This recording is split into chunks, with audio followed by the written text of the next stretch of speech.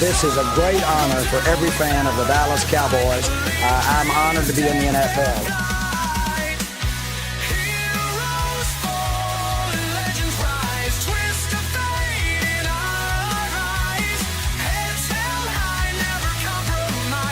What can I say? Mamba out.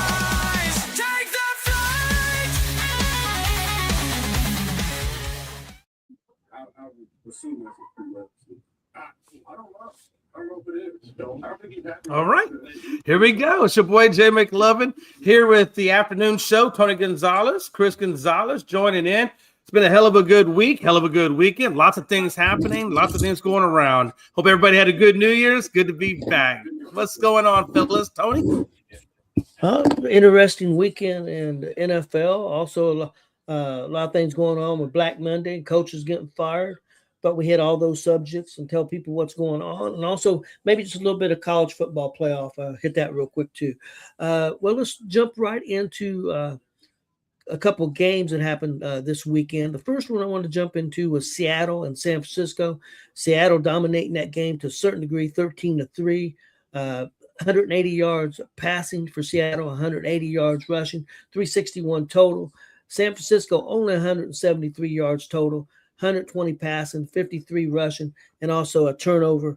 It was amazing San Francisco was even in this game. San Francisco's defense played really well too, but Seattle's defense was lights out for the most of that game. Chris, your thoughts on that game?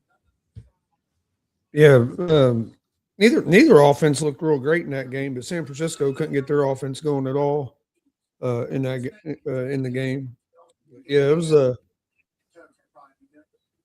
pretty much a defensive battle, and Seattle's defense was able to control it. Yeah, it looked like San Francisco was coming down to maybe make it a game, and then had that interception. McCaffrey's hand. Yeah, he was kind of behind him, and he got his hands on it, but went right into that other guy's hands. It was right into his stomach. I mean, it was right there for the other guy for Seattle. But big victory for Seattle, number 1 seed now. Jay, your thoughts? Yeah, absolutely. It was a high big game. Obviously they're fighting for the number 1 seed. Slow, obviously, like Gonzo said, a little bit of offense, not a whole lot that came through it on too much of the teams. I will say Charbonnet and Walker really looked good. And that San Francisco defense kind of looked soft to me a little bit on the run game side of it, at least. It was interesting, with when I look at this game, Seattle was without 2 of their tackles.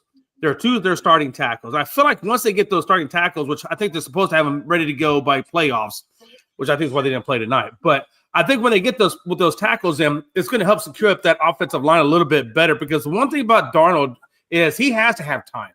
He's not a good guy under pressure, but if you give him time, he can facilitate. And I think that's the one thing that Seattle is still lacking, is that offensive line to protect Darnold. And I think once they get these tackles back, I think they get a better shot at it.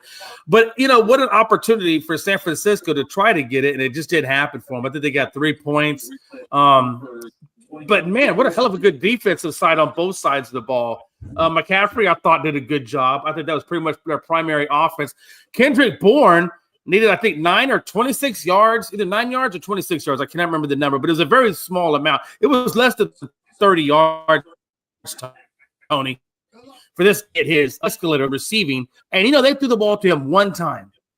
One time. And I don't know how you guys feel, but if I get $500,000 on the line, hey, can you not give me at least 2 or 3 chances on the rock? Yeah, Purdy didn't have a great night, but a lot of that was to do with Seattle. No. Also, like you mentioned about Seattle's offensive line, San Francisco was missing their best offensive lineman, missing another receiver. I think Pearsall, he didn't play, so they had guys missing 2, and they just never got in sync offensively at all. Their defense bent a little bit, but it didn't break. Defense played well enough for San Francisco to win, but San Francisco's offense couldn't do a lot. I mean, just 53 yards passing. I mean, San Francisco's got to be more productive with McCaffrey to really to have a chance, and it's going to be interesting to see what happens in the playoffs. They're the number 6 seed now. Let's go on to last night's game.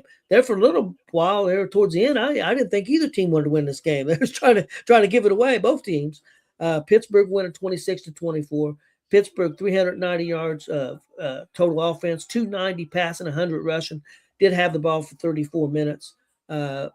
Baltimore 361 yards total offense, 224 passing, 137 yards rushing. I thought that was pretty good. I thought they could have given the ball a little bit more to the main back towards the end of the game. They kind of let up on that, but it is what it is. Pittsburgh left the door open, missed an extra point. Baltimore makes a big pass down the field in field goal range. The young rookie field goal kicker for Baltimore hooked it bad, and they lost the game, guys. Baltimore is upset, and Pittsburgh was about to be upset. They thought this game was over, and but they still got the win, 26-24. Jay, your thoughts on this game? Man, I got a lot of thoughts. One of them starts with that press conference that Lamar Jackson had. They were asking about the future. He's like, man, I don't know about the future. We just lost. What are you talking to me about the future for? I didn't get to watch this game, unfortunately. I wasn't feeling good and I fell asleep, so I didn't get to watch it too much. But it was a 2-point deficit. That's I don't know, man. I really thought Pittsburgh would take that game from them. But again, DK Metcalf wasn't there, and I think that was a big miss on their part. Not having him there. Yeah, I agree. They did miss him, no doubt about it. But they did get the ball to the running backs. The running backs ran the ball and caught a lot of passes. I thought that was a big key for them. Mike. Chris, your thoughts on the game? Yeah, and that's the thing. Well, I'm sorry. No, go ahead. No, go ahead. I thought you was done. If you still got I was going to, but then I looked at it. It's Chris's turn. Okay. Well, first of all, what's up, Hypocrisy Jones and House and Frankie? Yeah, hey guys. Like Hughes, everybody in there. No, this is a game. I watched most of this game. It's a game. If you were watching the game, you would have thought Pittsburgh would have been dominating the scoreboard. Right. I thought Pittsburgh really messed up in the first half, not taking the field goal at the end of the first half. You had a chance to put 3 points on, give you a 6-point lead instead of a 3-point lead. You go for it on that fourth down with the stupid play call out of the Wildcat. You don't get it, and that could have came back and cost them the game, because that was 3 points they would have had, and then you miss the extra point when you get that last touchdown, and it's only a 2-point game. You had those 3 points, it's still a 5-point game. They need a touchdown instead of just a field goal. But really, Baltimore couldn't do nothing offensively. They hit those like 3 big plays there in the fourth quarter that got those points, and them 2 long touchdown passes, and then that long pass to well, somebody has their TV on. Not me. It was me. But then they hit that long one to Likely. But yeah, Pittsburgh's offense played pretty good, actually really good, if you consider not having Metcalf. Really didn't have their no options on receiving like they usually do. But their defense just giving up the big play. Defense played good most of the game, other than those big plays, and almost cost them the game. But that field goal kicker missed it there at the end. I thought for sure the game was over when they hit that pass to Likely. I didn't think he missed that field goal. I figured Pittsburgh missing the extra point. As soon as he missed the extra points, they're going to lose this game now, because I figured the game was going to go in overtime. Instead, I was like, oh, they're going to lose this game. Their defense ain't been able to stop the big play in the fourth quarter. But Pittsburgh done enough to win the game. Yeah. Hey, real question. I'm sorry. I just want to say one thing. Did you guys? I did catch. There was one play that I remember catching before I knocked out. Was the Gainwell play when he got that kick return and he returned it. I think he got like 32 yards. I think he got up to like the 40 or 45 yard line, and then it was a holding penalty, and they brought it back. He did eventually get back to the 40, but I thought that was a huge hold on them. Yep. Yeah. Pittsburgh struggled a little bit in the first quarter. Baltimore ran the ball really well in the first quarter, maybe in some of the second quarter, and because Baltimore was up, I believe 10-0 at one point, and then Pittsburgh did get, I think, 10-3 at half. Got the ball back out and come out and scored real quick in the second half, and then Pittsburgh started dominating Baltimore, and then towards maybe the middle part of the fourth quarter, Baltimore got going again.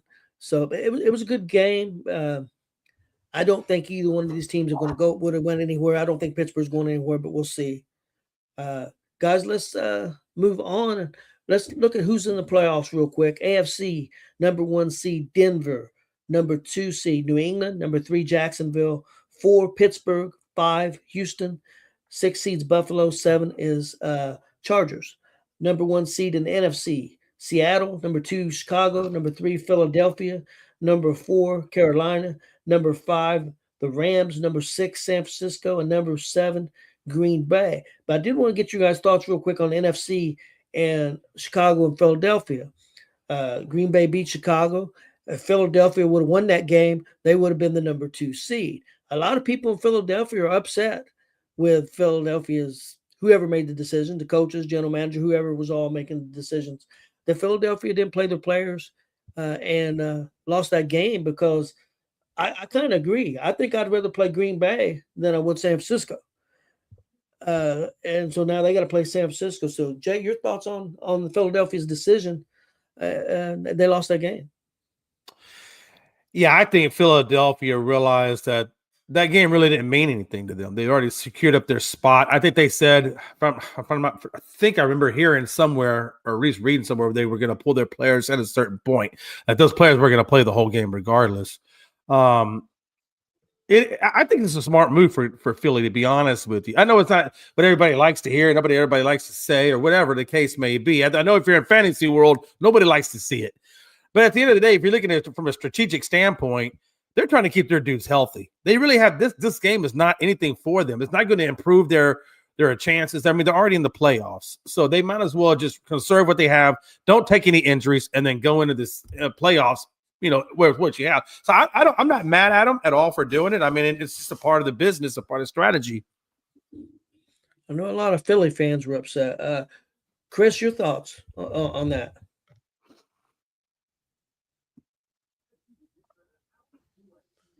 No, they already had their mind made up before that game what they were going to do, so I don't have a problem with them. And most of these fans that have a problem with it, if the Bears game would have went different, they wouldn't even be bitching. They wouldn't even be bitching about it. The only reason they're bitching about it is because the Bears end up losing that game and they could have got it. But if the Bears would have won that, would have beat the Lions, nobody would be saying, "Oh, he should have played his players." Nobody be even.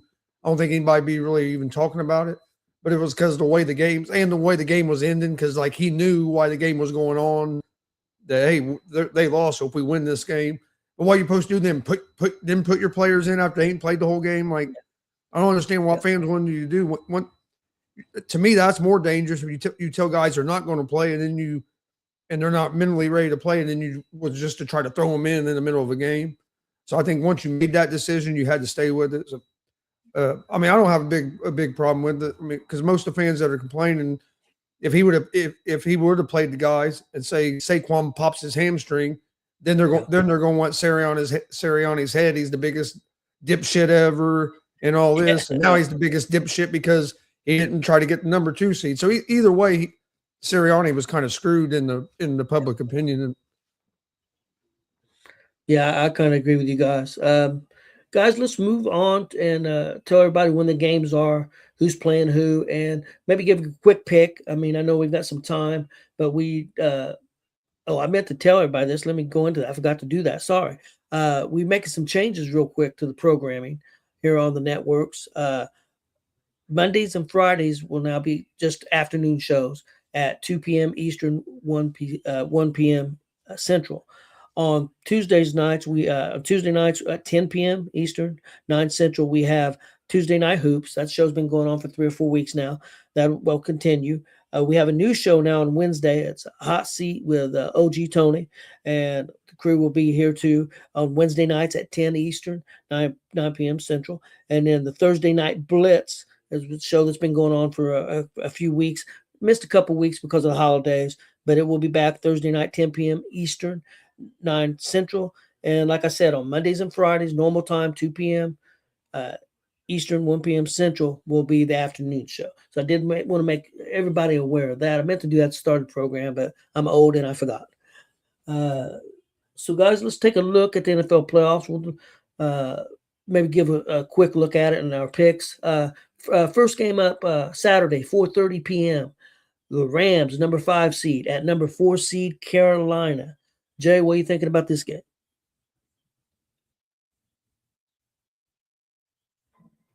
Go to Jay first. I'm having an issue. Okay, I said Jay. Yeah, this should be an interesting game. Yeah, this should be an interesting game. Correct me if I'm wrong. I know these two teams played earlier in the year. I cannot remember who won. I was thinking it was Carolina that beat the Rams. Am I right on that? I think they did. Gonzo, look that up for me if you don't mind. If you don't mind looking that up and just putting it. Yeah, Rams. I ain't looking shit up. I don't need to look it up. They played 3 weeks ago, and the Rams and the Panthers beat the Rams. I watched all the games. I don't need to look it up. That's why he's on the show, folks. Because nobody can get one past. No one can get past Chris. Yeah, I appreciate that. Beat the Rams last time they played. It was like 3-4 weeks ago. Yeah, and that's my point. I feel like I think they said earlier. It's hard to beat a team twice. And it's going to be hard, but I think the Rams are going to win this game. It's going to be defense. Both teams have a good defense. Rams have a good defense. Carolina's got a pretty good D. It's going to come down to the run games for Carolina. I feel like Carolina's got to get Dowdle going. They got to get what's his name, Chuba Hubbard going, and the guy got to make sure they got the right cleats on. I don't know how many times I watched Dowdle slip and fall trying to get those 10 yards to get his bonus. By the way, he didn't get his bonus either. And I know he's pissed off at the cleats. Like a bitch during that game, oh. Yeah, it was. It was. Dude, I mean, seriously, I mean, like, it's hard to see the rain sometimes in the camp, but you could clearly see that it was coming down pretty well. But I'm gonna go with Carolina. I'm gonna go with the Rams on this. I know Gonzo's been with the Rams all season. I'm gonna go with the Rams as well on this. I just think the offense is better. The defense is better. Although I got to tell you, Carolina, mad shout out, man. You definitely are starting to get better as a team, no doubt about it. But it's just not your time right now. I think this is just going to go to McVay and Puka, and all those guys over there. I just think they got the better team, Tony. And it's a home field advantage for them as well. Yeah, and they'll have Devontae Adams back too. That's a big plus for the Rams. I'm going with the Rams. I think they're just a better team. Carolina's got a chance. I'm not ruling them out. They beat them once this year. They, like you said, they got to run the football. If they don't run the ball for over 100 yards or more, they're not going to be in this game.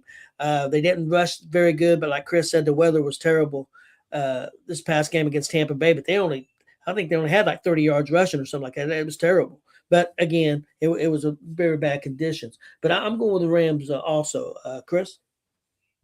Yeah, I like the Rams here. Rams here too. For one, Rams have been one of the better teams all year, but then also they gotten Devontae Adams back. That's big for them, especially in the red zone. And I think the Rams will come ready to play first round. I know it's in Carolina, but and after watching what Carolina did the other day with the chance to make sure you're in the playoffs, not having to rely on anybody, not being able to pull that game out, I'm gonna go with the Rams. Next game up, guys, is 8 p.m. on Saturday. 7 seed Packers at the number 2 seed Chicago. This should be a good game, guys. Just because it's at Chicago, I'm going to go with Chicago by a field goal. I think it's going to come down to the last second. I wouldn't be shocked if Green Bay wins. I think Green Bay is going to be fairly healthy. I mean, they're missing some defensive players, one in particular. But I'm going to go with Chicago. Chris? Right now, I'm leaning toward the Packers in this game.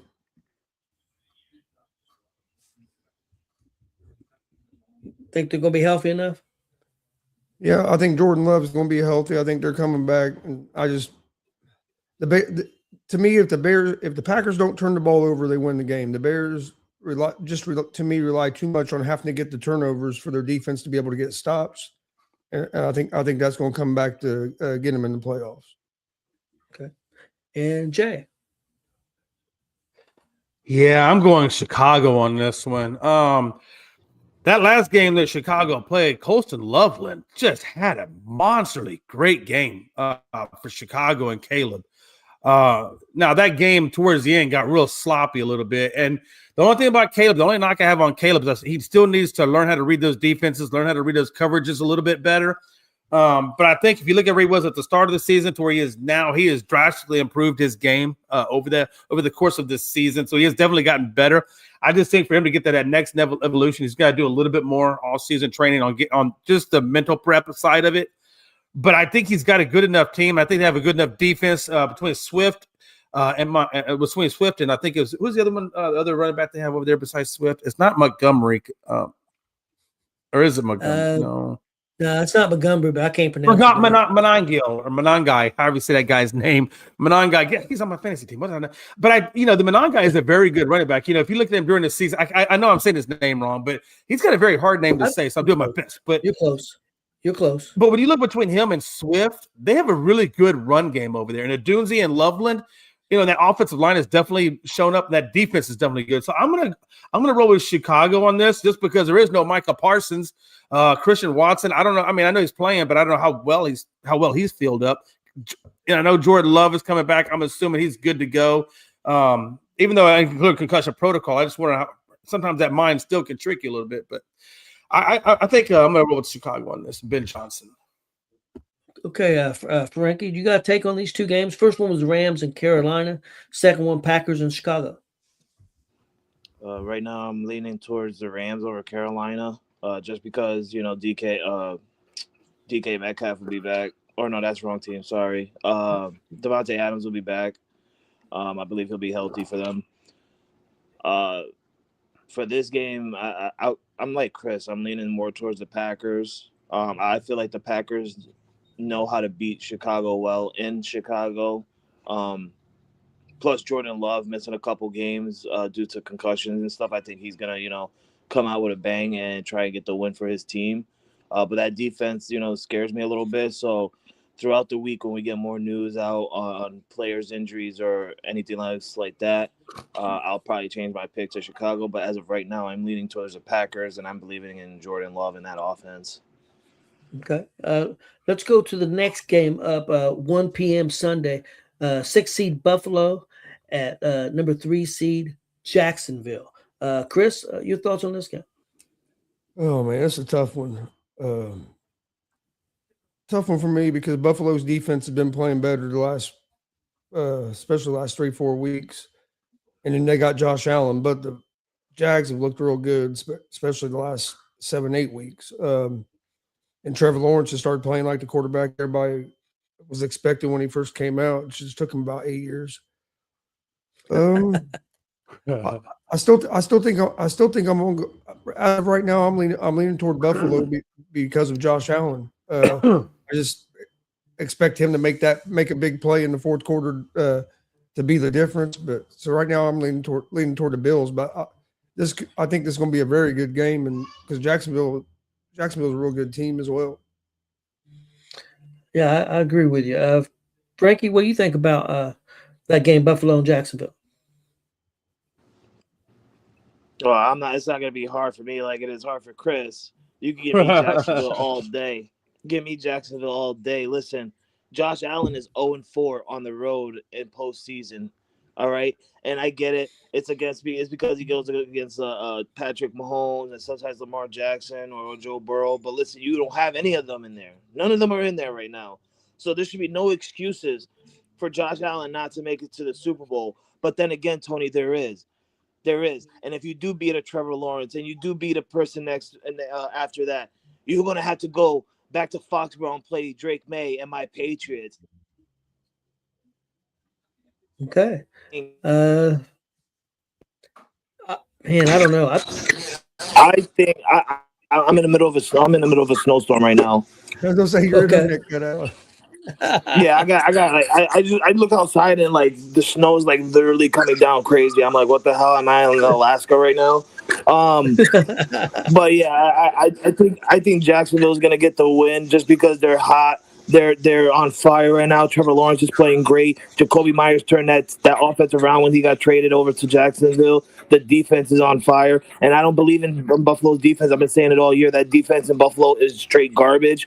I don't care what Josh Allen does on the offensive part. Yeah, he can keep you in the game, but that defense is going to win you games, and defense wins you championships. And I think that Jacksonville is going to beat the Buffalo Bills in the first round. They're going to be one and done.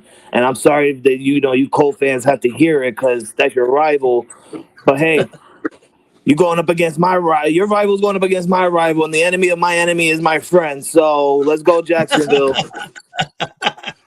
Oh man, it is a tough pick for me, but I think I'm going Frankie. I think I'm going Jacksonville, and their defenses of late has sold me. I think the key for Buffalo is they got to get the running game going. But the other issue is, can they stop the run? So I'm going to go with Jacksonville. Jay? Yeah, I'm rolling with Jacksonville as well. Liam Cohen, since he's come there, Trevor Lawrence has gotten better because, number one, he has consistency. Number two, he has good qualified people teaching him and developing him. Liam Cohen is a stabilizing force in that team. I thought he was kind of goofy, but the guy just is on the offensive side of the ball. The guy is just amazing the way he's developing this team and the way he's doing it. I mean, we haven't seen this from Jacksonville in I don't know how long. Receivers are getting wide open in some cases. The way he puts his, I know what's his name. I can't remember. There was one receiver that was struggling, and he wound up putting him to the other side of the ball to help him get off struggling. So the way he positions his players and puts them in positions to win is amazing. I think it was Brian Thomas Jr., I believe, is the one that I was talking about. Defensively, the only thing that kind of concerns me about Jacksonville is that they're they're 27th in the league with 32 sacks. That pass rush has got to get better, especially with a guy like Josh Allen. You cannot give Josh Allen time. You give him time, you're screwed. So they're going to have to get the pressure on Josh. They're going to have to get to Josh. And like you said, Tony, can they stop the run?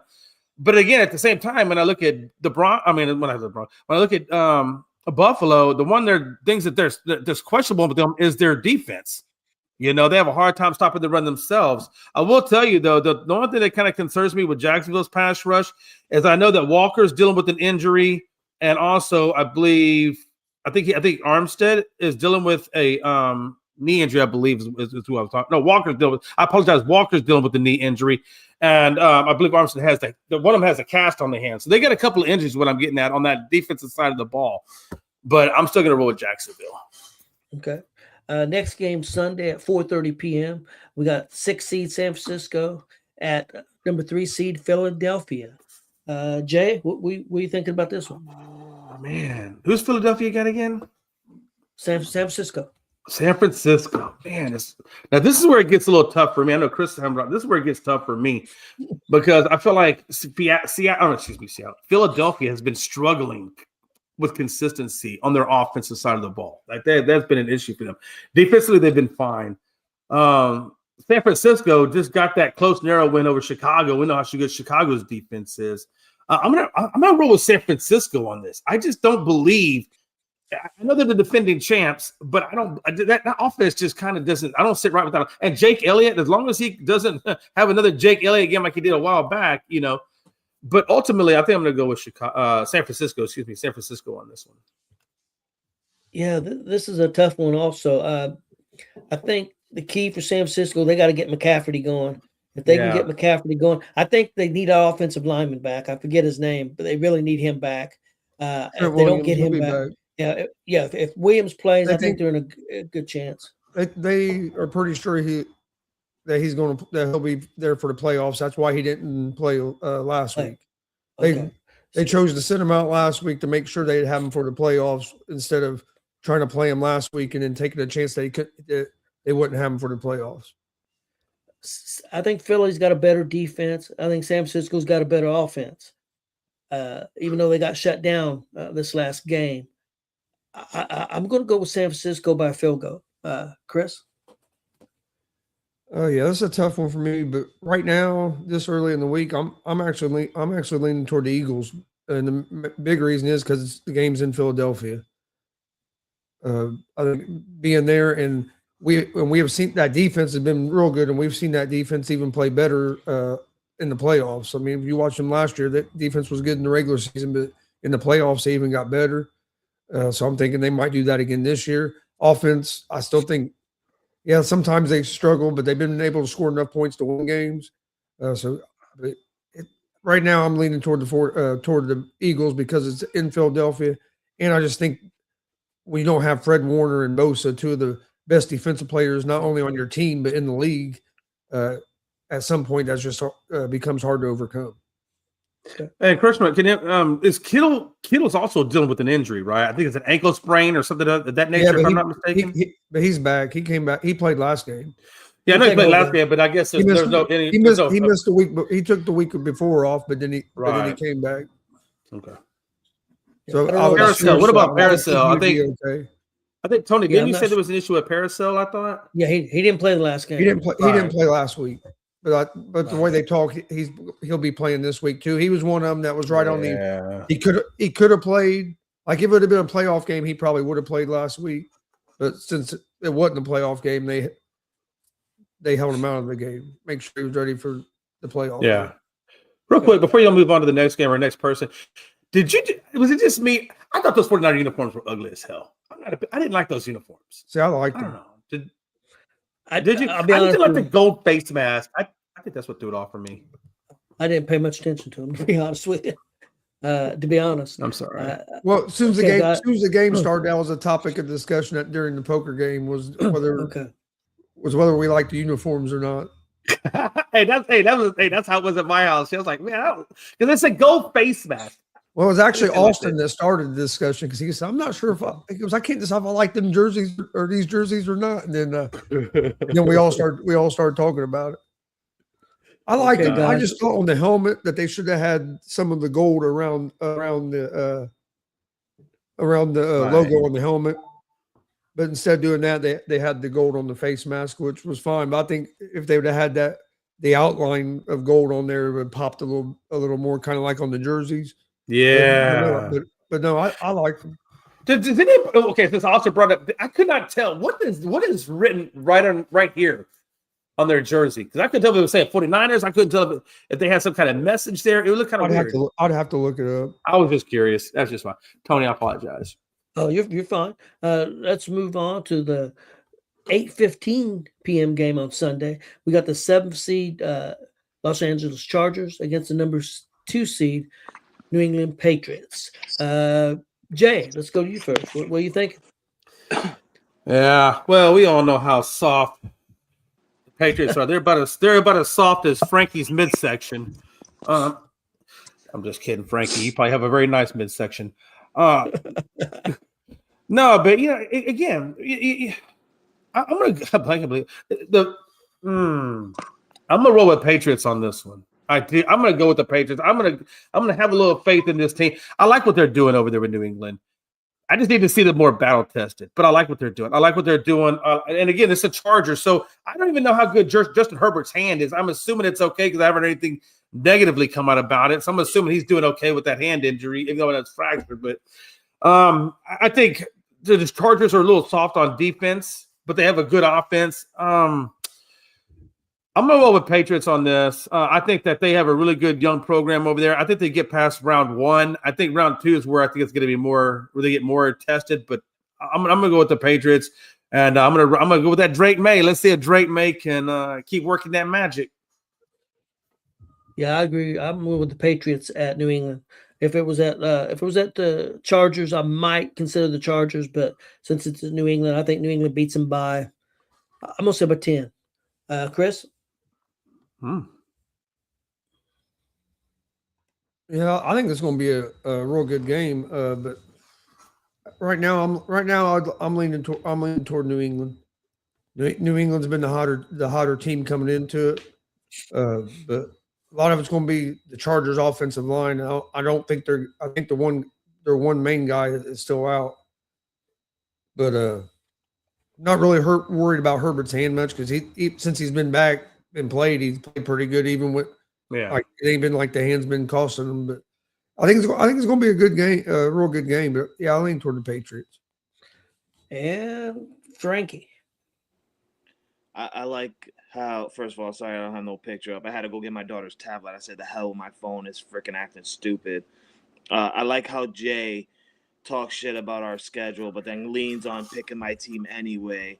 That's how you know Cowboy fans. That's how you know Cowboy fans are trying to troll, but in a good way. I saw what happened with you and Philly Sports Guy, and you're not going to get it out of me, sir. As you can see, I'm happy today. I got a brand new Drake May jersey ready for the playoffs. I got a brand new title getting shipped to my house soon, not to Glenn. Finally, let's go. So you're not going to get to me, Jay. Obviously, I'm going with my boys. We're getting healthy. You see Will Campbell came back. You've seen Milton Williams come back. And for the playoffs, we're going to get Robert Spillane back. We're going to get Harold Landry back. Our defense is going to be fully legit. Our defense is kind of scary, and everybody's overlooking it because of the schedule we've been playing. But our defense is scary. You've seen what we did to the Buffalo Bills offense when we were fully healthy on defense. James Cook couldn't even cook us. So I already know what we're going to do in the playoffs to the Chargers, especially with the broken hand Justin Herbert, who doesn't have a good offensive line. That's just scary for Justin Herbert. He should be eyes open right now, praying to the football gods that his offensive line steps up. But I'm going to tell you right now, Justin Herbert, no matter who you pray to, it can be the football gods, it could be the Hindu gods, it could be the Japanese gods. I don't care. This defense is coming, and we're coming hard to sack your ass, and we're going to get the ball. We're going to run it back. Drake May is going to play absolutely phenomenal like he's been doing all season long, and I can't wait for the world to see how well this team has been looking all season long, not just because of all who we played. No, it's because of how well we have been playing. I don't know. Take that shit off. Nobody cares about what Joe said. He's just like you. All right? He's just like you, Jay. At least Jay goes on the right path and picks the Patriots. Thank you. But Joe is just I'm going to be, if my team's not in that, no one else's team is going to be in it, blah, blah, blah. Shut up, Joe. But we're going to get this win, Tony. We're going to get this win. And I heard what you said, Tony. Even if it wasn't in L.A., we would win either way. You want to know why? Because we are the only team this year to go 8-0 on the road, and we're called the Road Warriors for a reason. So they're lucky we're not going to Los Angeles and owning their own stadium, all right? But it's okay. We haven't had a game in Foxborough since Tom Brady, and I'm glad that we finally got a playoff game in Foxborough. I can't wait to see this game on Sunday night. No better time than prime time for my boy Drake May, who went a perfect 4-0 this year on prime time game slots. Let me say that again. 4-0, Jay. See Dak Prescott going undefeated on prime times. But other than that, I'm going with my boys. Let's go, Pats. Hey, real quick, what is this? No, you shut your mouth. We're going to the next one. No, I just want to ask you, Stephon Diggs, is everything good with him? Somebody was saying there was an issue with Stephon. So the NFL is not punishing Stephon Diggs or Christian Barmore for their for their legal issues or illegal issues. We can't say yet, and going through shit. But they can play. they can play right now. Right. Stephon Diggs' court date, I believe, is in mid-January. And Christian Barmore's court date isn't until like February 2nd or something like that. So until those days come, these guys are good to go. They're good to play. And Stephon Diggs, baby, first wide receiver since Julian Edelman to reach 1,000 yards. He's got an extra $500K in his pocket. And pay the bitch so she can shut up and let's get some football. Hey,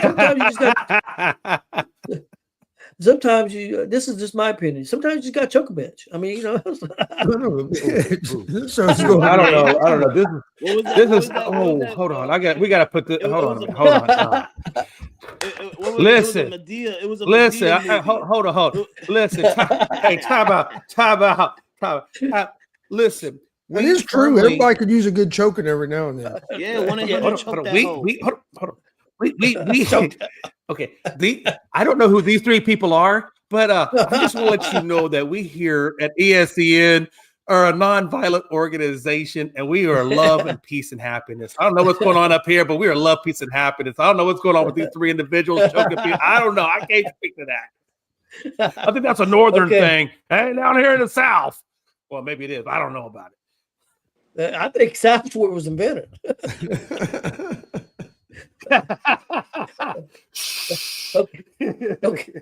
Okay, guys, let's move on to the 8:15 p.m. game on Monday night. The 5 seed Houston at the 4 seed Pittsburgh. Chris, what are you thinking about this game? Your boy Rogers, man. Yeah. Right now, I'm leaning toward the Pittsburgh Steelers in this game. One, Aaron Rodgers in the playoffs, but in another reason, Pittsburgh hasn't lost in like 23 games on a Monday night. They're great on Monday nights at home. This game is in Pittsburgh. It's going to be cold. I think it's going to be a defensive battle, and I think the Steelers with Metcalf will be able to score enough points because the Houston team can struggle to score points as well. Right now I'm leaning toward the Pittsburgh Steelers at home. Oh my God. That's a tough one for me. I like Houston's defense. Pittsburgh can be up and down. I think I'm going to go with Houston, but I agree with Chris. It will be a close game. I think Houston by a field goal, as long as the kicker can make the kick and don't give it to Pittsburgh. Jay, your thoughts on your Houston Texans? I didn't hear the last part, so it's okay. Okay. No, and no need to repeat. No need to repeat. 'Cause I didn't hear it, and it's good. Okay. So yeah, Pittsburgh, man, again, coming off that close game with Baltimore. Woody Marks is going to have to do the job on that run game. He's going to have to pick up where Mixon left off. He really has to keep that game going. Offensively, Nico Collins, I think, is going to do Nico-like things. I think he's going to be good. Dalton Schultz. The defense went up against, which I don't know, man. Is Mike Tomlin? I mean, well, we'll talk the conversation, but I'm wondering if he doesn't get past Houston, what does that mean for him? Even though I know he's got like 22 winning seasons at this point, but I'm curious to see if he doesn't get past Houston, what does that mean for his future? I don't know how you did that. Okay, that's fine. That's okay. I appreciate that. But no, seriously, I wonder if Pittsburgh does not get past Houston, I wonder what that's going to mean in terms of his coaching legacy there in Pittsburgh. If they're going to cut ties or if they're going to stay with them, I imagine they'll probably stay with them. But anyway, and Metcalf will be back on this one, so that's going to be huge for them. And T.J. Watt is there, and T.J. Watt played against Baltimore, did a great job. Matter of fact, I think he had an interception against Baltimore, so he's definitely back into form. So that's something that they're going to have to contend with. But I just think that defensively, we're too strong. They're going to have to rely heavily on Jaylen Warren. No, I'm going to go with Houston on this. I think they're going to get the job done, and they're going to do okay. Duh. Okay. You did hear the we in there, didn't you? No, I didn't hear the we. I heard the we. Look, I throw we's in there. If my whole life was based on we's and my pronunciation of things, I'd be screwed. Probably have a divorce by now. So let's be calm. Hey, my goal in 2026 is to finally get you to admit that you're actually a Houston Texans fan and not a Cowboys fan. So it's early, so I got a whole year to get you to finally admit to it. I tell you what, I'll take that bet if you'll put on about 30 pounds. Shit. No, seriously, because we're gonna have a slap off. Because when I see you, we're gonna do a slap off. What the hell is this? No, he knows. He knows damn good well when he got in the ring and they took them slaps. Listen, Kimbo Slice right here, baby. Chop slaps. I don't care. Bite. I care. There's a difference between a chop and a slap. Yeah, yes. Okay. If you prefer the word chop, okay. Hey, look here, Balake. Name's Blake. Whatever. Do what you feel like you're gonna do, okay? But I'm gonna come over there and I'm going to chop the crap out of it. And you're going to need that padding. So I need to put on 30 pounds of padding when I see you. It's going to happen. Oh, it's going to happen. I don't care if it's in Tony's backyard. I don't care if it's in Tony's backyard and we film it in Tony's backyard. Somebody getting chopped. Well, he lives in Indy. I don't think they have backyards. You ain't going to be able to chop half as hard as the 3 chops I took, so I don't need to put on no weight. I'll be fine. Oh. I guarantee you. You're doubting me based on my size. You don't know the 1-inch punch. That's okay. I'll introduce you. This is getting really weird. Yeah. Let's go on. First it started with slap, ends with 1-inch slap. What's it? I'm confused as to why Jay was quoting chops. Like, look on Google and it'll tell you it's a freaking Ric Flair chop. Like, hey, I will say this though. Hey, look, one caveat. I got to put this out there because you had mentioned it. I'm gonna tell you right now. When I ship you that belt, there will be absolutely zero Shawn Michaels like things done with that. Oh, Belt. yeah. You leave it alone. No, you leave Oh that crap yeah, alone. let the world know, baby. That's right. That ESPN championship belt is coming to me, and it's gonna be wrapped around my leg, covering my junk, and I'm gonna be sending a photo Hey. in a Patriot hat. It's gonna be beautiful. I'll be careful what you do with that belt because you got to remember who had that belt the last 2 years. Well, we all know we all know that freaking Glenn don't do much. I mean, Oh no, Glenn, I You'd know be you're surprised. watching, and we love you, Glenn. You're part of ESPN, so you're part of the family. So I can say this. But what girl want to sleep with Glenn? Look at that head. Look at that hair. Hey, you'd be surprised, buddy. I'm not okay. I'm not going to go there. Let's move on. Frankie, Thank you. who you taking? Houston or Pittsburgh? Oh, I'm going Houston all day. That defense is just dominant. I think they're going to Yeah. get to Aaron Rodgers too quick. Aaron Rodgers is going to be uncomfortable, kind of like how he was with when he was going up against the Cleveland Browns 2 weeks ago. I get he's going to have DK Metcalf back, but he really he only uses DK Metcalf much when I feel like he has a short amount of yards to gain a first down or anything like that. It's kind of like a comparison to Stafford with Devontae Adams, right? He uses him for like red zone purposes or get like a 30-yard touchdown or something like that. I feel like that's what Aaron Rodgers does with DK Metcalf.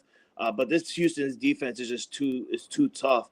Now the real question is, can Houston's offense keep up with the Steelers' defense? Because the Steelers do have a good defense. I'm not gonna knock that out. TJ Watt and what's his name on Cam Hayward, and obviously they got Jalen Ramsey, but I do not trust in Jalen Ramsey at all. He has not been the same for years now, which is why teams have been trading him left and right. So I have no trust in him. So if I'm CJ Stroud, that's who I'm attacking in this game is Jalen Ramsey, because if you can't catch the ball, there's a 92% chance that Jalen Ramsey is going to get a defensive pass interference.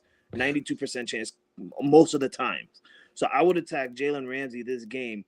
But to me, I feel like Houston is more of a leaning towards a defense wins championship mode. And I'm always quoting that for a reason, so everybody understands that yes, the offense wins, they get the points and stuff, but the defense is out there winning you the championships because they're actually stopping the opposite team from scoring and helping you guys win it. So I mean, that's where Houston is leaning on. Is defense wins you championships, and it's absolutely right on that defense. They are playing like they want to win a championship. So I feel like the team that's going to have the stronger defense is going to win this game, which to me is going to be Houston. I think Houston wins by 3 points. I don't think it's a blowout, but I do think Houston wins because they're going to rush Aaron Rodgers, and Aaron Rodgers is just like any other old quarterback, Ben Roethlisberger, Tom Brady, all of those guys. He's a pocket quarterbacker, and when you rush him, he gets uncomfortable and he doesn't play well. We've seen it against Cleveland. So I feel like that's what's going to happen, and he's going to feel uncomfortable. Okay, guys, let's move on to a little Black Monday talk. Got some coaches out the door, GMs out the door. Let's first of all, I'll just list it, and if you guys want to talk about a coach or anything that surprised you, we'll just go down the list. First of all, Raiders, Pete Carroll. Pete Carroll's gone. Jay, what do you think about that? Yeah, I think with Pete Carroll, I think we saw the writing on the wall with that. I mean, that's been in the topic of conversation for a good while now. It doesn't surprise me that they moved on from Pete. I just don't think Pete was able to get the job done there with the Raiders. It doesn't hurt the fact that they lost Brock Bowers and things like that. There's a lot of things going on with Raiderville. I don't know. I just don't think he commanded that team well enough. And again, he brought in Geno. Geno did, I thought Geno did okay till he got hurt and they brought in Pickett. It's weird though, because typically, it's 3 years to turn a franchise around. They cut this guy after 1 year, and again, I think whenever you're not able to produce or you're not able to get anything going, kind of like with Gerard Mayo with the Patriots when he was a one and done, it just seems to me like a lot of these teams, or at least ownerships, their fuses are getting short with how long you can stay there, and it just seems like coaches get fired a little bit quicker than they used to. And I think Pete is just a victim of circumstance. He tried to turn a franchise around. I don't know that he had the ability to do it in 1 year, and he's just a casualty of that. Yeah, I was a little. I mean, I wasn't surprised because it's been talked a big part of the year about it. he was set up for failure, in my opinion. I mean, I know they Yeah. run in Geno. Geno didn't play well. They didn't have any receivers to speak of. They have a good tight end. They had a rookie running back. He got hurt, a little bit. I just don't think there was a very good team. And I don't think they'll be a very good team unless they make a lot of changes next year. So I don't know who wants that job. That's just my opinion. Chris? Yeah, I think Pete Carroll would still be a Raiders head coach if it wasn't for his ego. I think his ego is why he only lasted 1 year. I think it goes back to some of the same stuff at Seattle. He came to the Raiders. They won Geno Smith. He wanted to bring Geno in because he's familiar with Geno. Geno wasn't working out. The Raiders wanted to move on. He wanted to keep playing Geno. Then you brought in Chip Kelly. Chip Kelly, they had to move on. They had to basically fire all the assistants that he brought with them because they weren't doing their job. With Chip Kelly supposedly was calling plays that weren't even in the damn game plan on the sideline. But he's loyal to his guys. He didn't want to make changes, and I think that's what ended up biting him, and that's why they're moving on from him in 1 year. My thing is, all I keep hearing is, "Oh, Tom Brady's going to be real involved in the coaching search and all this." That's all I heard last year. Is how much Tom Brady was involved. So was he involved last year in bringing in Pete Carroll, or was he not involved and now he's getting involved? No, he wasn't. He wasn't. They He act wasn't like because he's much getting last involved, year. that's going to solve everything. But I was told he was involved last year. No, last year he wasn't. He wasn't mostly involved with the coaching stuff. Last year he was mostly involved with the players. That's why he was always on the field during training camp and stuff like that. He wasn't part of the coaching and anything like that. But I do think this year, like, we'll see. We'll see. I hear your tone when you're talking about the goal, and it's upsetting me a little bit, Chris. But I can't hear you. No, it wasn't about Brady. It's just about all the media because that's all they talked about was yeah. how much influence Tom Brady had on bringing Pete Carroll in, and then they're getting rid of him 1 year, and now they're leaning on the media's leaning on. Well, now Tom Brady's going to be involved. He's going to get it right. It's like, well, you told me he was involved last year, and he apparently didn't get it right. Right. The reason why I think he wasn't involved last year is because Tom Brady would have stepped in and said, "No, we're not going to hire Pete Carroll," because Tom Brady beat him in the goddamn Super Bowl. This man didn't run the ball. That's how dumb he is. So I feel like Tom Brady would have been like, "No, I beat him in the Super Bowl. He had a chance to win a Super Bowl. He did it, coaching the wrong way. I feel like that's what he's going to, bring to us." So I could sit here and say that I think Tom Brady wasn't involved much. Whoa. Right, If I'm the Raiders, I draft Fernando Mendoza and I bring in Mike McCarthy as my coach. Yeah, I could see that because I think one thing I love about Mike McCarthy is he can stabilize the team. Oh, I think he can. I think he can stabilize. I'm not saying the guy's going to get you to a Super Bowl, the coach, but I think he can stabilize the team. He can right the ship and put a culture there. Now, I don't know about Super Bowl, but I think he can right the ship, and I think he can do that. And I do think with the Mendoza, bringing in Mendoza would certainly be the step in the right direction because he's definitely a damn good quarterback. Nobody wants to talk about a fucking Mendoza. Fuck his bitch ass. All right. Okay, what was the topic again? We're talking about Pete Carroll. Oh yeah, the hell of Pete Carroll. I feel like he should never came back. Honestly, real talk. I think he should have just sat on the couch. I feel like he shouldn't have come back. His style of coaching is not the way you play in today. You got to remember, this is a guy that's been coaching since the 80s. And I just think that he's still in the mindset of still coaching in that era.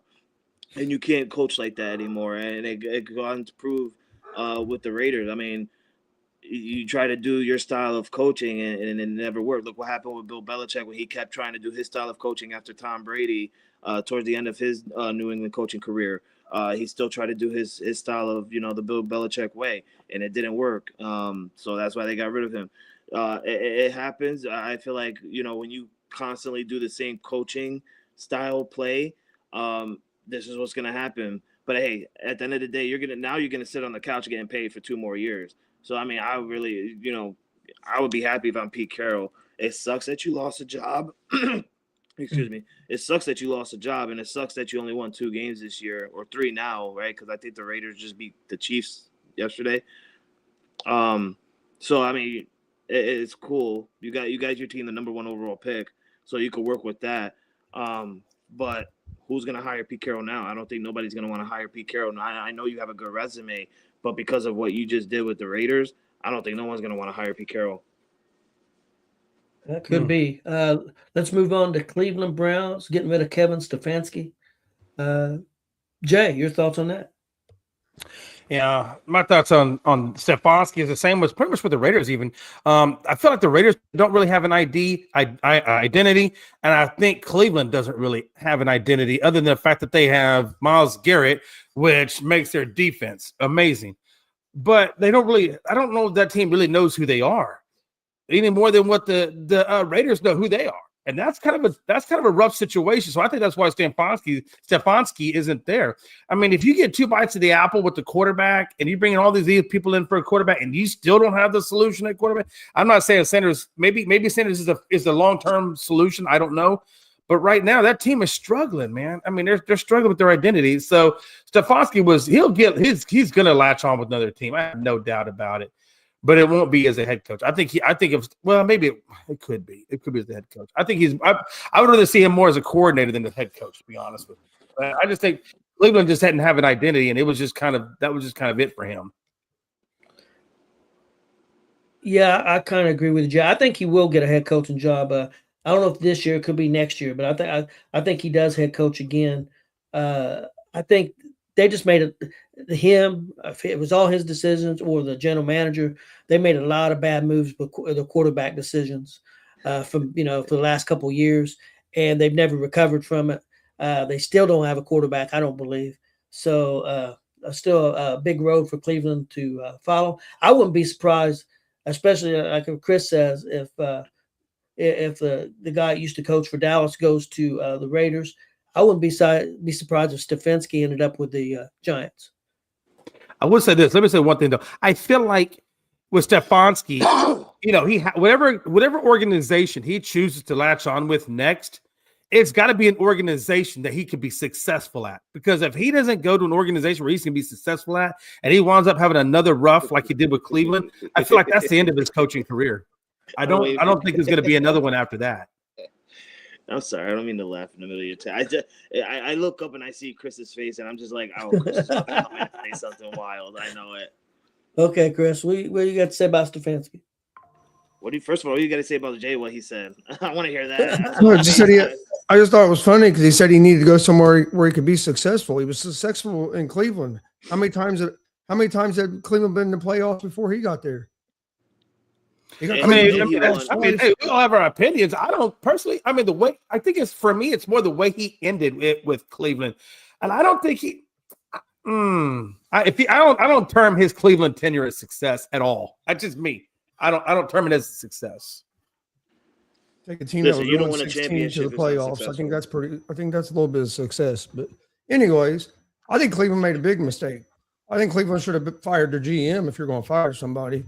But they wouldn't be in this position at quarterback if it wasn't for the owner meddling in it for one and telling the GM you have to do this and do that. And Stefanski, in my view, has done a pretty good job managing all the stupid shit that the owner and the GM have done. I mean, every year he has to use 8 quarterbacks, and he still had them in the playoffs a couple of years ago with Joe Flacco as his quarterback. So yeah, I think he's going to have a head coaching job this year. I think he'll be hired here in the next few days.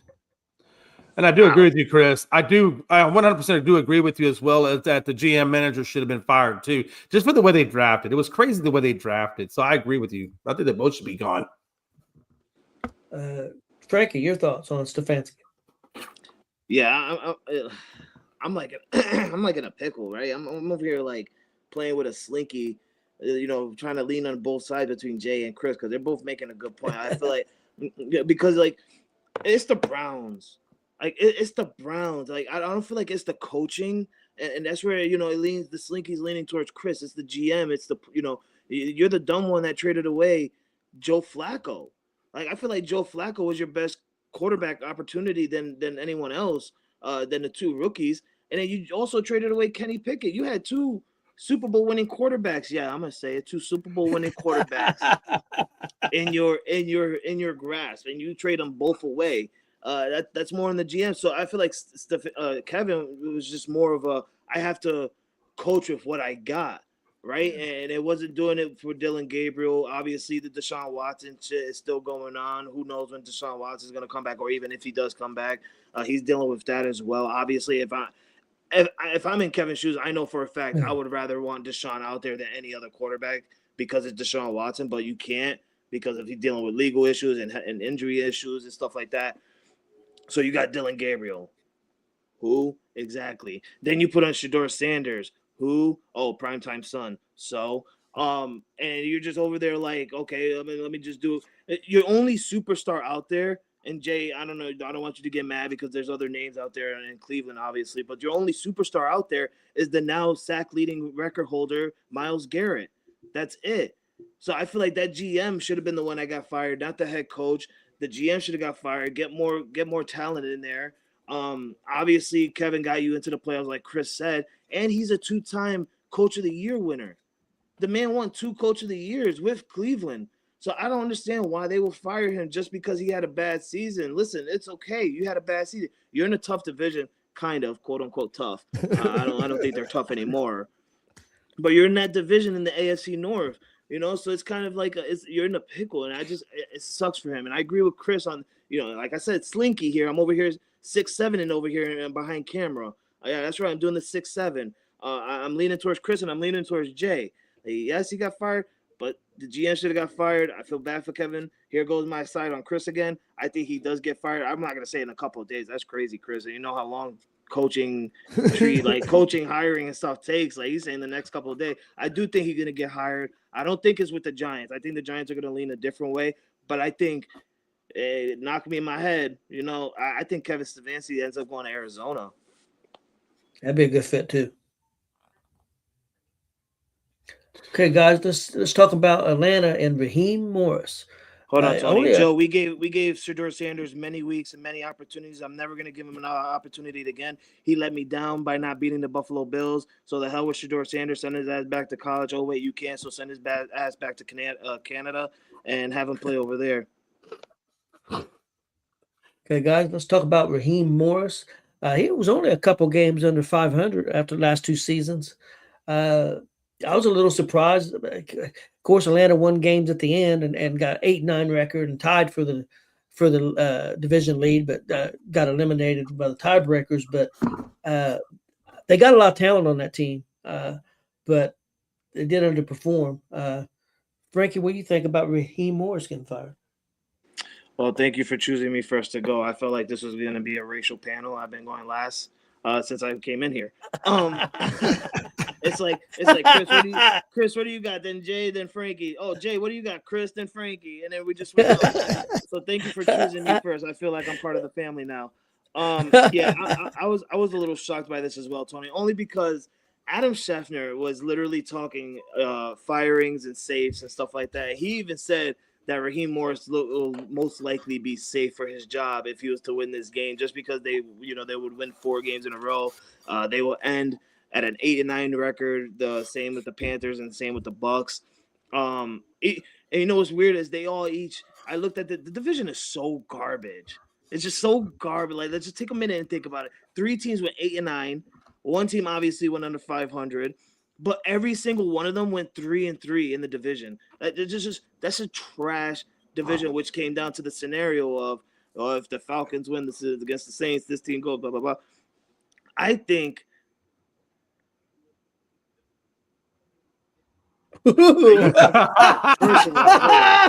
Oh shit! Hey, that's why I put that up there. That had me rolling. All right, keep that up there. Keep that up there. I want to shut this fake Cowboy fan down. All right, half the season doesn't mean anything. There's been quarterbacks that have been playing half the season that has better numbers than Shedeur Sanders. Shedeur Sanders can't even fucking do a good completion without doing something stupid. And then you're saying put Shedeur with the Patriots. First of all, Robert Kraft ain't stupid enough to draft Shedeur Sanders, because if he was, he would have drafted him, just like all the other 32 teams that waited 5 fucking rounds to draft his ass. That's how trash he is. But then you're trying to say he would have been an MVP. No, sir. He's nothing like Drake May. All right. He's not even in Drake May's shoes. All right. He can't even put up Drake May's pants. If anything, he can carry Drake May's bags. That's what he's good for, is carrying bags, maybe.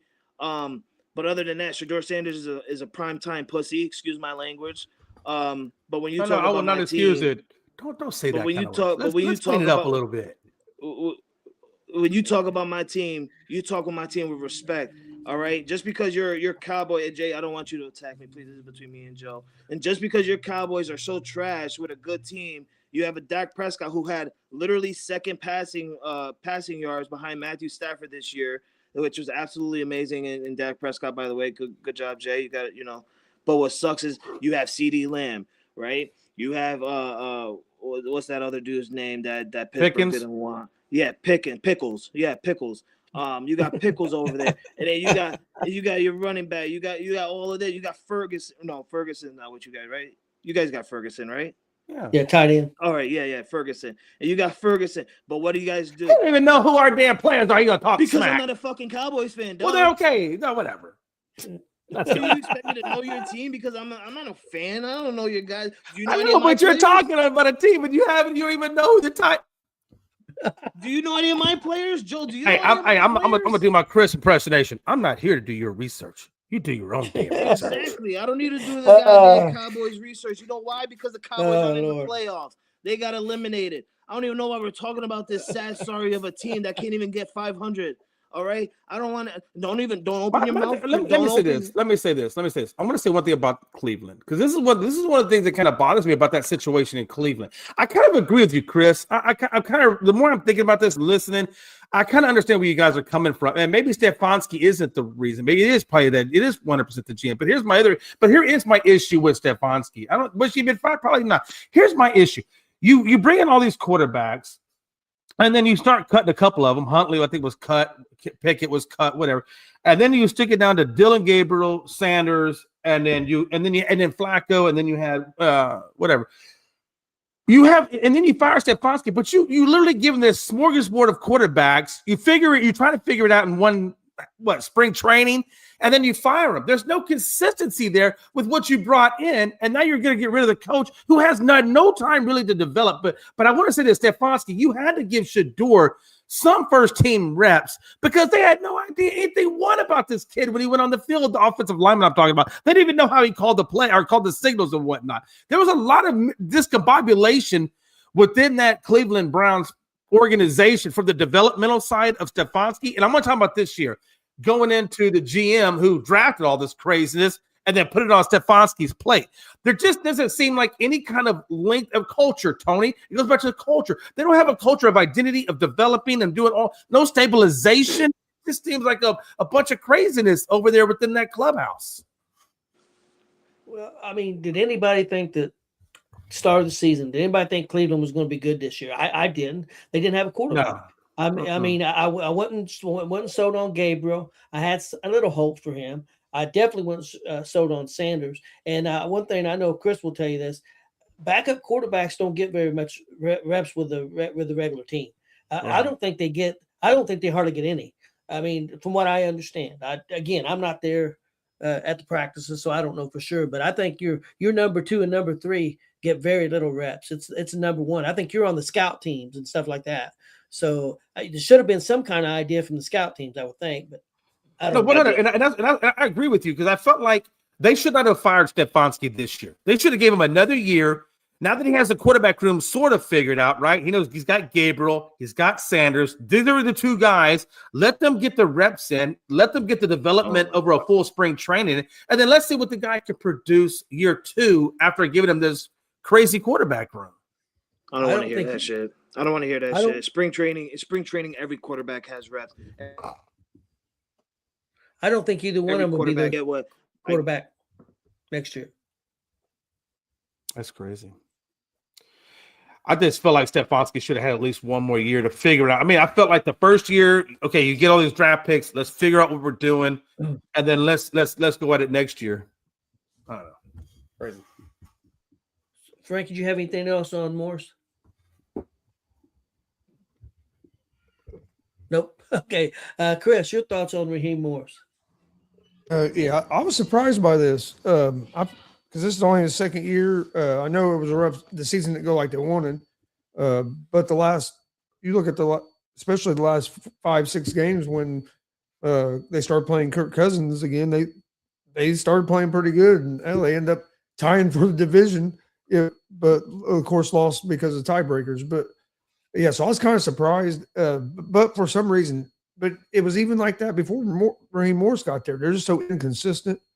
I would have liked to see Morris get another year. I think he hurt himself last year when he benched Cousins. I think they moved off Cousins too quick. Cousins coming off that injury. I think if they would have started with Cousins this year, they probably end up winning that division. And they're probably playing in the playoffs, and Raheem Morris still has his job. I think Penix still has some developing to do before he's ready to be a full-time starter. I think that's what ended up biting him because I think if they went with Kirk Cousins at the start of this season, I think they're probably in the playoffs. Because I think they're the most talented team in that division. I really do, with Bijan and everybody they have. I think they're the most talented team, but they just hadn't been able to be consistent until later in the year when it was too late.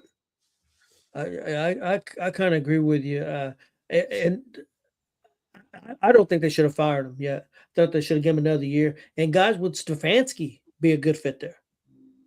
You got a veteran quarterback, you got a young quarterback, you've got a running back, your defense is kind of under. He'd be a good hire. I think that'd be a good fit. Jay, your thoughts on Morris? Yeah, I also agree that I think Stefanski would be a good fit there because, like you said, you got a good rookie there in Penix.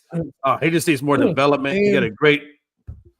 Just real quick, and he's also worked with Kirk Cousins before. He was with Kirk Cousins in Minnesota as the offensive coordinator, so he has a real good relationship with Cousins and success with Cousins.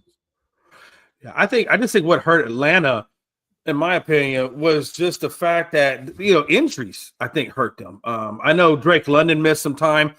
Another problem I had with it was I felt like Raheem Morris really never got Kyle Pitts involved enough in that offense. I think Kyle Pitts could be a huge weapon, but I don't think he's used nearly enough like he should be. I would incorporate him a lot more in that offense, like what the Chiefs did with Kelsey and the way Patriots and the Tampa Bay did with Gronkowski. I felt like he needs to be more involved, and he's just not. So that would be the first thing. And I think Stefanski does a good job involving his tight ends with Fannin Jr. and Njoku. So I know he has a really good way of operating that offense.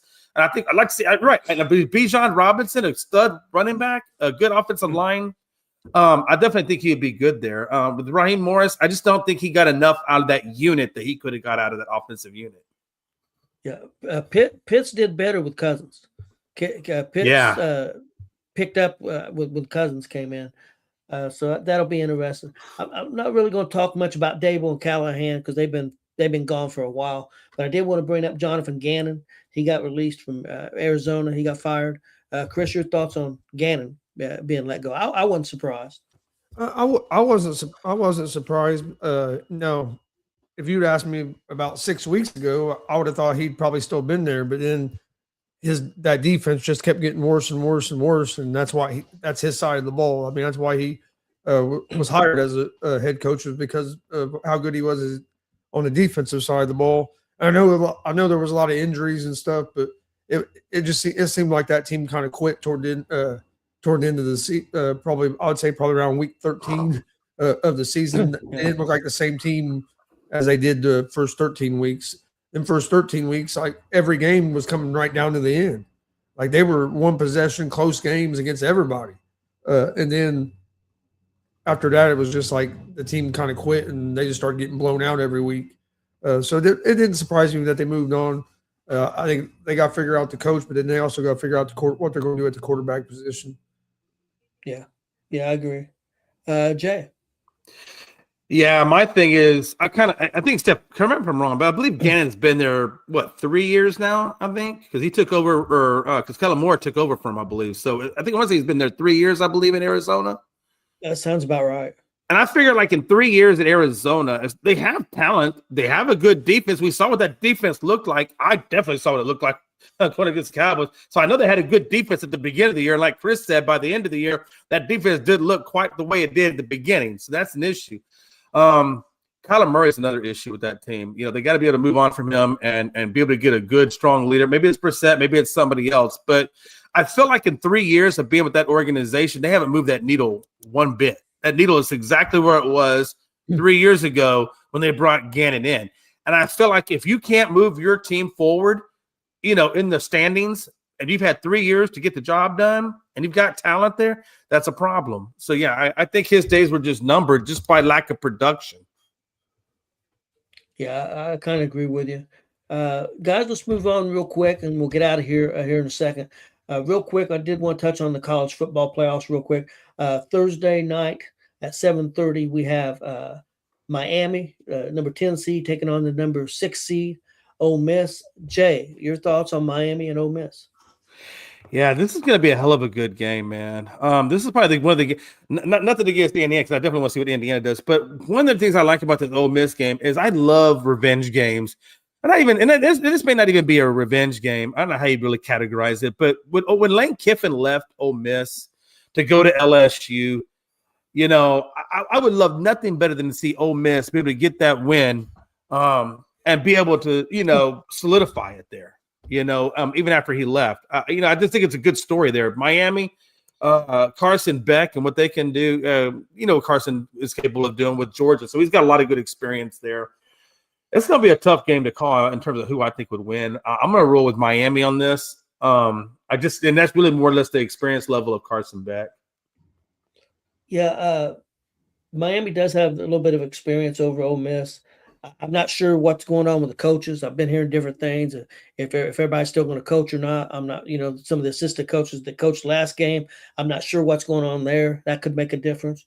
But if they have most of the coaching staff back, I'm going to go with Ole Miss. I think that they'll put pressure on that quarterback, but he handled the pressure pretty well the last game. And I'm not sure that Miami can score enough points to stay with Mississippi. So I'm going to go Ole Miss in this game. Chris, what do you think? Yeah, it's going to be a fun game. I think it's going to come down to the Ole Miss defense, how well they play. But I think they're going to be able to slow down the Miami offense enough. I think Miami has a good defense. We saw what they've done to Ohio State's offense, but I think Ole Miss offense is better than what the Ohio State offense is. I kind of agree with you. I don't think Miami's going to be able to score enough points. So I'm going to go with Ole Miss in a close game. You know, for 1 minute there in your dissertation of a speech, I literally thought you were going to say agree with me in Miami, and then you still went Ole Miss. The key for Miami is to run the football and eat time off the clock. They have a good run game. If they can run the football and eat time and keep Mississippi, Ole Miss off the field some, then I think Miami has a good chance. But again, I'm gonna go. They got to win at the line of scrimmage, especially on defense. They got to be able to put pressure on that Ole Miss quarterback. They can't put pressure on him. It could be a long night. Yep. Next game, guys, Friday at 7:30. It's the big one for me and Chris. It's number 5 seed Oregon taking on number 1 seed IU. They played before earlier in the season at Oregon. IU beat them 30-20. It was a pretty good game. I'm a little worried because it's hard to beat a team a second time, but I do think IU's a better football team. I think they've got more talent. I think they're better. Now, whether that equates to a win, we'll see. I'm going with IU. Chris? Yeah, I like IU a lot here. I think it's going to be a lot. I think IU wins by at least 10. I think it's going to be a lot like the first game. I think we're a better team now than what we were when we played them in Oregon. Don't get me wrong. I think Oregon's a little bit better than what they were back then too. But just the way we look so prepared, the way Cignetti has the team prepared, I expect us to play a lot like we did last week against Alabama. And if we play like that, I don't see anybody being able to beat us. If we don't turn the ball over and we execute like we've been executing, it's going to be hard. So yeah, I like IU in this game. And Jay. Yeah, like Coach Signetti said, all I do is win. Well, if all you do is win, I don't see Oregon beating you. No, I got to agree. I like the way Signetti prepares his guys. This guy's he's a developmental guy, right? I mean, he's good at developing players. And I really feel like, and any team that I've ever watched that is great is always a team that's been well developed and well coached, and they execute. And I feel like Signetti does that. Not that Oregon does it. Not that they get away from Oregon Ducks. But I'm a little bit more. I think a little bit more about this IU team, and I'm very big on the developmental side of things. They've executed all along the way. So yeah, and Mendoza, man, that guy is amazing. He really is. He's a hell of a good quarterback. So I'm not gonna go against him. So I'm gonna. You see him on McAfee today? Nah, yeah, I did. I saw him a little bit on McAfee. Yeah, it was a good interview. He's on there today. That kid always does good interviews. I don't know if he's prepped, if they give him like somebody talks to him, hey, these are the things we need you to say to build up your rep, or if this is just who this kid naturally is. But he just has a way of commanding the camera. I don't know if you guys know that, but he looks so comfortable on that camera. Jay, I think the one word that you didn't say that you normally do say, and I think it's a big thing with IU, and I'm big on this. I think Chris is, and I know you are. Culture, man. He's changed that culture there. Yeah, man. At IU so quickly, he changed that culture there. It's just amazing. And not just the culture of the team. He changed the culture of the whole freaking city. Like he changed what he had to change what the IU fans thought about IU football to get fans to come. Like he said that first game by halftime, the damn stadium was empty. Everybody was back out in the parking lot drinking and stuff. No, they didn't even stay to watch the whole game because they were used to IU getting killed. That was what they did. You watched a little bit of the first half and you left. So he had to not only change the team, like his players that were there, but then the whole mindset of the whole college, basically. You know what's interesting? Just one more thing, just kind of caveat on what you're saying, or to add to what you're saying, is I remember when primetime came from Jackson State, the HBCU programs, and then came over to Colorado and really hasn't done much. And he took all them transfers with him. I mean, he brought it. And look, and Primetime's got the name, right? This dude, everybody knows Prime. Everybody, and he had all that clout, and he still could not do a damn thing for Oregon. And then you get Signetti, who takes JMU from the FCS, puts them in the damn FBS, and then has them and then has a good enough program there still to put them in the damn national or in the playoffs. And then it goes on to Indiana with the 2 years, takes a school with pretty much no football program, brings them guys over from JMU, and now he's 2 years in, he's in the national or getting close to be the national title game. That's crazy. Problem with Colorado, he didn't bring the right players. I mean, maybe that team didn't have those kind of players, but they're not big and strong enough. They get knocked off the ball. Well, he didn't hit in the portal like Signetti. That's the thing. You got to be able to get the right guys out of the portal and be able to develop them. And Signetti's proven that he can do that. And that's I'm telling you, if you want to be a good college football coach nowadays, that's where you have to be. Look what we're doing in the portal right now. He's reloading for next year. Me and Pops were talking about pre-show what he was doing. Yeah. By the way, congratulations, Signetti. I saw you took a quarterback from TCU. Not that I'm a TCU Horned Frog, but still, you took him. Good job. It is a good one. I like what we're doing so far. I think we're going to be good again. I think we're going to be good every year. Are we going to be undefeated every year? Who knows? But we're going to be competitive. As long as the negatives, we're at least going to be competitive in every year, and it's been a long time since we've had that. Don't get used to Don't get used to Signetti. I've already wrote University of Texas a letter strongly advising that we trade Sarkisian for Signetti. It's all right. You're going to get Sarkisian. You must not have heard about the clause he just got put in his contract the other day. No. The clause was just there for media purposes. We all know what goes on behind closed doors. Basically, if any other coach gets, he has to be top 3 paid coach, or he gets moved up to that. He after he won the other day, they gave him that clause. I think to a certain degree, and I know he left market value. I think he Yeah. left other. Don't get me wrong. I know he left other colleges, but they were stepping stones, and I think they knew that. He got an opportunity at a real small school, went to the next level. Now IU is the only big team, not even a big team, but a Big Ten team that Power would four. take it. Nobody, Power. they would take a chance on him. Nobody else would take a chance on him. So I think, and they give him everything he's asked for. So I don't think he'll ever leave there. I'll be surprised. I don't think there's a job out there unless he was to go to pro, and I don't think he'll do that because I don't think that's his mentality. I don't think there's a college job out there that he would want. Unless IU was to change the, hey, we're going to back off on this if they didn't live up to what they're saying. But I think as long as they live up to what they're supposed to, I don't think he'll ever leave IU. And they just signed both. They signed both coordinators to pretty good extensions as well. When I think about like a guy, for example, I'll take a guy like Nick Saban real quick. When I think of Alabama football, there's two eras of Alabama football that I'm only familiar with, and that's the Junction Boys, Paul Bear Bryant the era, and then the Nick Saban era. Anything outside those two eras, I really don't pay. Alabama really wasn't doing much. And I look at a guy like Cignetti, who comes from the Saban tree, takes over Indiana, who has pretty much no football program, and now he's instilled it there. And I cannot, for the life of me, imagine why Cignetti would ever leave Indiana, as long as Indiana's matching his funds, which I know they will. I can't imagine why he would leave because he's building this program. When you think of Indiana football going forward, who are you going to think of? You're always going to think of Cignetti because he's the one that pretty much invented. He has a legend. Like he can build a legendary career. He could be the next Nick Saban, maybe even be better than Nick Saban. I don't know. But he has the opportunity at Indiana to do that. And that's what I was trying to say earlier. Legacy, man. It's all about legacy. And I look at a guy like Lane Kiffin, who really doesn't have a legacy because he doesn't stay at the university. He hops around. And then like a guy like Cignetti, a guy like Nick Saban, those guys can formulate their own legacies by being at schools and creating their own programs. That's